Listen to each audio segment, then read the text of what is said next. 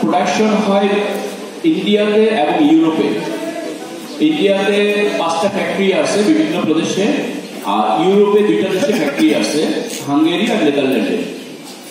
তো এশিয়া এবং ওশানিয়া বলি আমরা, অস্ট্রেলিয়া, এই মিডল ইস্ট এই অঞ্চলগুলোতে যেই ব্যবসা হয় সেটা ইন্ডিয়া কেন্দ্রিক হয়, ইন্ডিয়া ফ্যাক্টরি থেকে পরিচালিত হয়। আর ইউরোপ আমেরিকাতে আমরা যে ব্যবসা করি সেটা ইউরোপে যে ফ্যাক্টরি আছে সেখান থেকে ইউরোপ আমেরিকাতে পরিচালিত হয়। আর বাংলাদেশে অ্যাপোলো টায়ার বিজনেস করতেছে 3 যুগেরও বেশি সময় ধরে, অলমোস্ট 30 ইয়ার্স প্লাস হবে।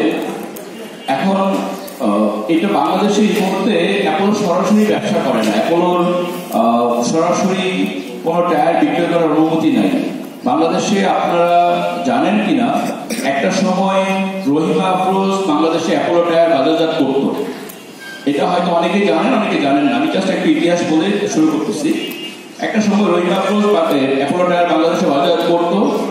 বিগত 4 বছর আগে থেকে এই বাজারজাতের যে দায়িত্ব, পুরো বাংলাদেশের যে ব্যবসায়িক দায়িত্ব, সেটা ইফাত গ্রুপ, আপনারা হয়তো নাম শুনেছেন, ইফাত গ্রুপের কাছে হস্তান্তর করা হয়। ইফাত গ্রুপকে আপনারা সবাই চেনেন অশোক লেল্যান্ড গাড়ি দিয়ে। যারা অশোক লেল্যান্ড গাড়ি সম্পর্কে জানেন, বাংলাদেশে অশোক লেল্যান্ড গাড়ি ইম্পোর্ট করে ইফাত গ্রুপ। এছাড়া ইফাতের আরো অনেক প্রোডাক্ট আছে, ইফাত আটা ময়দা সুজি আছে। বর্তমানে একটা ক্রেজ আছে যে রয়্যাল এনফিল্ড, যে রয়্যাল এনফিল্ডের কথা সবার মুখে মুখে, সেই রয়্যাল এনফিল্ডও ইফাত গ্রুপেরই একটা সিস্টার কনসার্ন। তো ইফাত গ্রুপ বাংলাদেশে অ্যাপোলো টায়ার বাজারজাত করতেছে লাস্ট 4 বছর ধরে, এবং আলহামদুলিল্লাহ এই 4 বছরে তাদের ব্যবসায়ের পরিধি অনেক বেড়েছে।